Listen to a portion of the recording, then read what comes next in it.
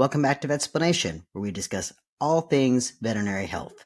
I'm your host, Dr. Sugarman, and today's episode is going to be all about the 4th of July safety for our pets.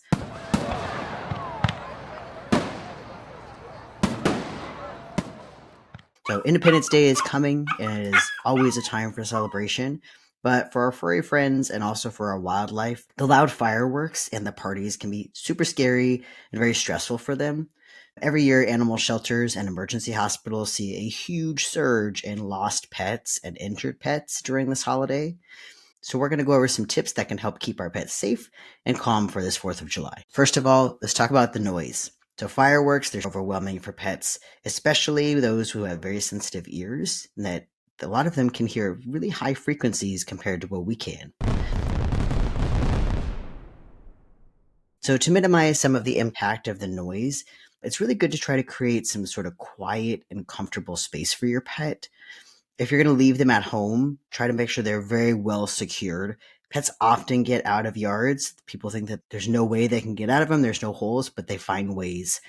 And I've even seen them break out of screens, like screens in windows and screens in doors to get out as well. Make sure you close all the doors, close all the windows. Also keep them in a really cool area to help make sure they don't overheat. I've definitely seen people who have put them into a room. That dog got too hot because there was no air conditioning in there and has overheated. And then to help with some of the noise, you can also turn on some white noise, or you can put on like a calming television show, or even just calming music on the radio to try to help drown out some of that sound from the fireworks. And also closing curtains so that they can't see the fireworks as well. Some people even board their pets like in a large indoor boarding facility where they can't see the fireworks and that noise is muffled so that they're less likely to get out and less likely to injure themselves. If your pet has an extreme reaction to noise, talk to your veterinarian. I suggest talking to them now about anxiety medication and not on July 3rd. The general practice is they are usually just inundated with requests for sedation, and they often just cannot fill all of them in one day, and then you end up at the ER trying to get medication. The second reason is because fireworks are likely to go off sooner than the 4th of July, so it's always better to start the sedation a few days prior. And then the third reason is going to be because you can see also how the sedation affects your pet before you actually need it. I always recommend trying it on a regular night when you know that there's not going to be any loud noises. And just think of this as like a practice dose, essentially. You may find that you need to increase the dose to help them to calm down. And if you try it while the fireworks are going, their adrenaline is already rushing. So the medication will not be able to take its full effect and seem like it's not going to work. Therefore, start the medication before the fireworks even start, which in some states, it can even start in the morning. So I always suggest even like a couple days prior to start doing that medication. So that way it's already in their system, ready to go by the time those fireworks start in the morning. People often ask about the different medications that you can use. Some of those medications are going to vary by which medication that hospital actually has. One of the most common ones is going to be trazodone. Trazodone works to help sedate them and also just keep them calmer. It's a really good one. I like that one a lot. That one is used every 8 hours. So it'll stay on there usually every 8 to 12 hours. But when we're in these times of high stress, every 8 hours should be what you should be giving it to them as. Just trying to make sure that you give it to them in the morning, once in the afternoon before you leave, and then once in the evening as well. Because again, like sometimes in those states, fireworks go off all night long. Like especially here in Washington, they go off constantly all night from the morning until almost midnight or sometimes beyond. So make sure that you have medication on board beforehand for them. Acepromycin is another big one that people use for sedation. So acepromycin has good things and bad things. It's not my first choice, but it definitely is still a choice that you can use, especially, like I said, not everybody's going to have trazodone. So acepromycin, it helps, again, to sedate them. It does lower their blood pressure, so it's not always as good for certain pets. Pets who have like heart problem, a little more weary about giving it to them. Dexdomitor is another one. The other name for it is called Celio. It's actually a sedation that we use in the hospital, and it's something to, again, just try to help sedate them. And I've seen it successful in some pets and not successful in other pets. We use it as an injectable in the hospital, and that definitely works. But the pace that they give I've tried it in the hospital, and again, like I've tried it in a high stress situation. So I think that maybe it'd be better to try it when they're not stressed out. Like I said, try a practice dose of it first. And that way you'll know if it is going to work for them or not. Again, it just helps keep them calm, keeps them sedated so that hopefully they don't overreact to all of those noises. People often ask me about CBD treats for fireworks, and that's one of the most common questions that I get, I think, around the 4th of July. I've had some people say that they worked really well for their pets, and others people say that they didn't work at all. I think this is very similar to humans. Some people, CBD works for them, and some people, CBD does not. If you want to go that route, I recommend that you try it again beforehand as a practice dose before the fireworks. And if they work, then make sure to get that same one to last for a couple of days around the 4th of July. And anytime fireworks are set off, really. But CBD treats are not regulated and they have many different concentrations. So you don't want to have the practice dose be like a really large dose and then the other ones be a different brand, which may be a really small dose or just has different concentrations in it. So make sure if you get that one, you get multiple of them of the exact same one so that it will work. Another thing that people often get is called a thunder shirt. It fits really snugly on the pet, so it's kind of like giving them a hug. It's like compressing them and making them feel a little bit more comfortable. Those are a great addition for pets to use as long as they're in a cool environment. You don't want to have that on them when they're in a really hot environment because it's just going to keep all the heat trapped in and they'll overheat. So make sure you do it in a cool environment.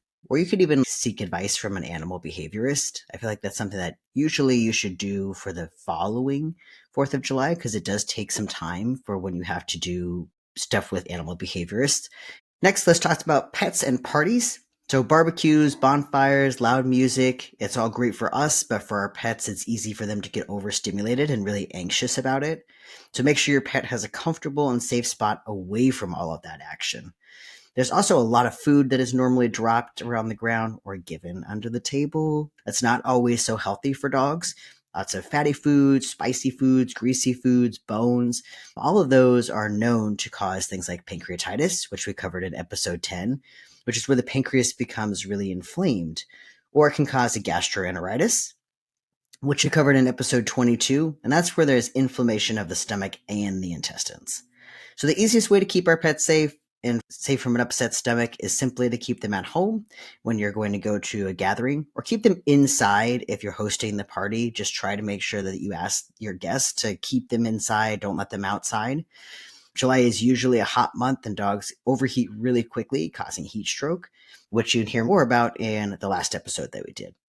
So consider leaving them at home and securing them indoors, not outdoors. And then the other thing to mention too is going to be also cleaning up all of those fireworks and stuff if it's on your property, trying to make sure that the dogs don't get into it afterwards.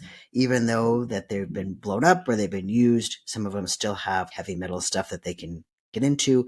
And also all of those containers and wrappers and stuff.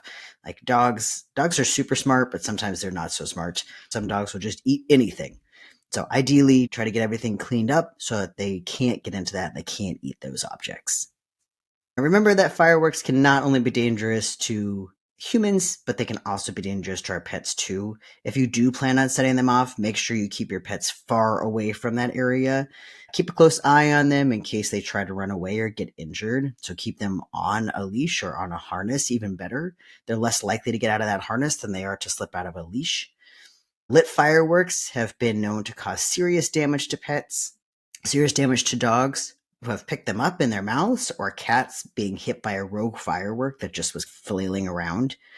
Even fireworks that have not been lit can still be really dangerous. They can have dangerous chemicals in them, such as like heavy metals, or they can eat parts of that firework, causing them to have an obstruction or basically causing a blockage of their stomach or intestines.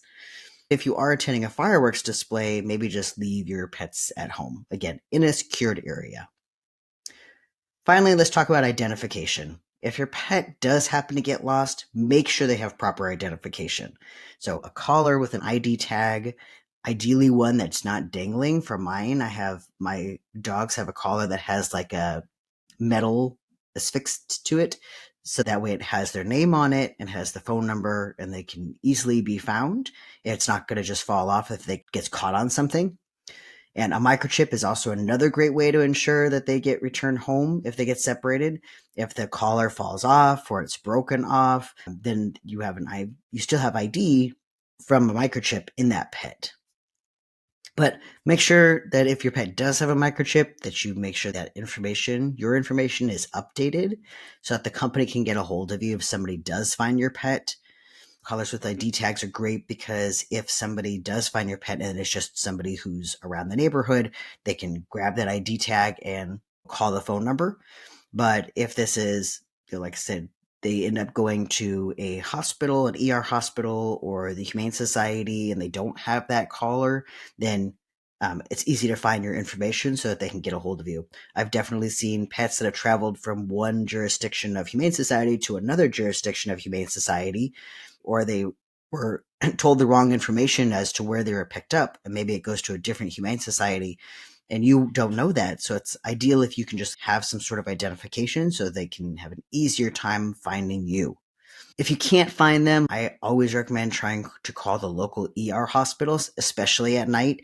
A lot of times they end up going to the ER, or some ER hospitals are contracted with the Humane Society to be a place that people can drop them off until the Humane Society can pick them up the next day. So definitely call local ER hospitals, not just one, because some ER hospitals don't do that and they're only contracted with certain ERs. So call lots of different local ER hospitals.